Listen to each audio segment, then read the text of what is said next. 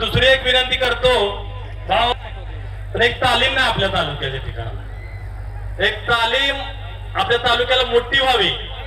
भले आपलं संकुल जर झालं तर संकुल एखादा व्हावं.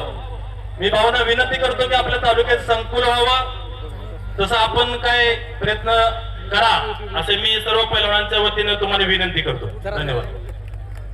आपल्या गोरक्षनाथ महाराजांच्या पदस्पर्शानं, अंबामातेच्या पदस्पर्शानं पुनीत झालेल्या या 32 शिराळ्याच्या नगरीमधल्या ह्या भव्य दिव्य कुस्ती स्पर्धेच्या निमित्तानं, आपल्या यात्रेच्या निमित्तानं आता संदीपनं खूप चांगला प्रश्न आमच्या सगळ्यांच्या समोर इथं उपस्थित केलेला आहे. आणि ही सगळी तरुण मंडळी नगरपंचायतीचे कारभारी झाल्यानंतर ह्या सगळ्या आमच्या तरुण कारभाऱ्यांनी, आमच्या असणाऱ्या नगरसेवक आणि नगराध्यक्षांनी एकच मागणी माझ्याकडे केलेली आहे की एक अत्यंत सुसज्ज अशा पद्धतीचं मैदान या शिराळा नगरपंचायतीच्या क्षेत्रामध्ये व्हावं. आणि दुसरं, अभिजित शेनेकर असतील, सचिन नलवडे असतील, अक्षयजी असतील आणि सर्व आपले गावातले पैलवान जे आहेत आणि परिसरातले पैलवान आहेत, त्यांची मागणी आहे की एक अत्यंत सुसज्ज अशा पद्धतीचा आखाडा व्हावा.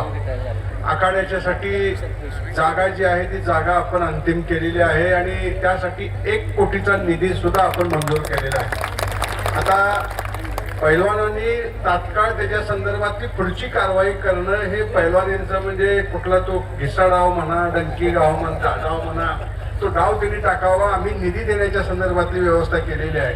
आणि माझी अंतःकरणपूर्वक या गावाच्या बाबतीतली इच्छा आहे की जसं कोकरूड आणि कोकरूडच्या परिसरामध्ये विश्वास नांगरे असतील, आनंद पाटील असतील, यांच्या रूपानं आपल्याला एक देशाला आणि महाराष्ट्राला ललांबूट ठरणारे असे प्रशासकीय अधिकारी मिळालेले आहेत, देशमुख साहेबांसारखे एक कर्तृत्ववान नेते मिळालेले आहेत, तसंच शिराळा नगरीतून सुद्धा क्रीडा क्षेत्रामध्ये असेल, कला क्षेत्रामध्ये असेल आणि शैक्षणिक क्षेत्रामध्ये असेल आणि त्याचबरोबर अन्य असणाऱ्या सर्वच प्रशासकीय क्षेत्रामध्ये असेल, आपलं गाव हे सगळ्यात पुढं पाहिजे.